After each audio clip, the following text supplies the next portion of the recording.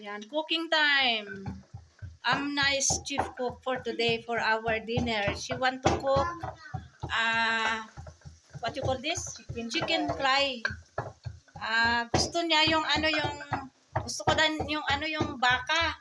Kailang walang available. So instead of meat, ito na lang o yung manok. Yan. So ayan, cooking siya. Oh. Siya magluluto.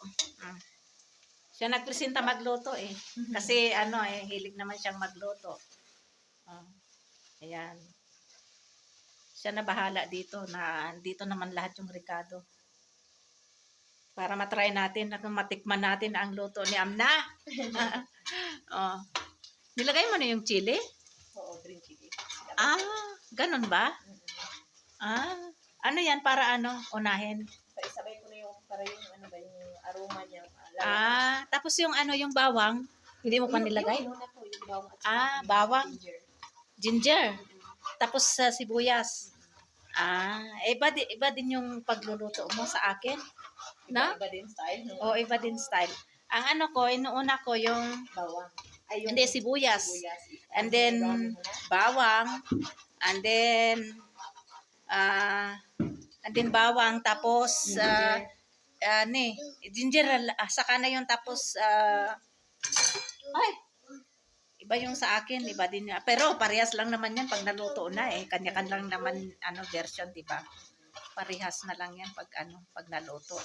Pero siguro masarap yung luto mo. May gumagamit ka ng, ba yun? Bitsin? Wala na. Dito naman kasi, wala naman bitsin dito kasi sa Pakistan. Tapos yung magic sarap naman, mahal naman. Hayaan mo na yan. Hayaan mo na yung magic sarap at saka Mamagikin na natin. Oo, mamagikin na lang na masarap. Masarap naman eh. Kahit walang bitsin at saka magic sarap, masarap din. You see, I'm not son, no? Wala. Baka paglaki nito marunong siya gawa ng chapati eh. Yeah. Oh. Parang Yeah, make prata. Pati or prata. Halika dito.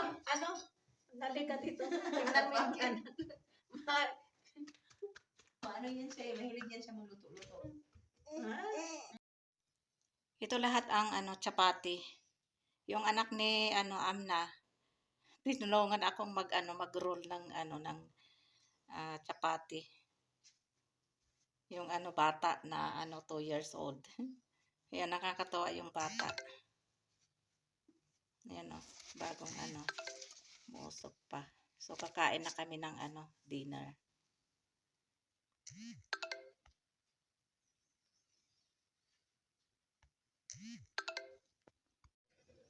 Ito na lang yung natira na niluto ni Amna na chicken clay. Kasi kumain na kami ng dinner with chapati.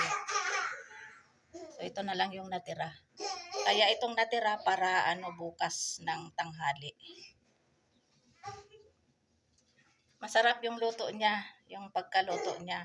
Iba yung pagkaluto niya din. Pero ibang version pero din parehas lang din na yung lasa pero masarap ito yung sa kanya. Iba yung aking version na pagluto, iba yung sa kanya. Magaling siyang magluto pala.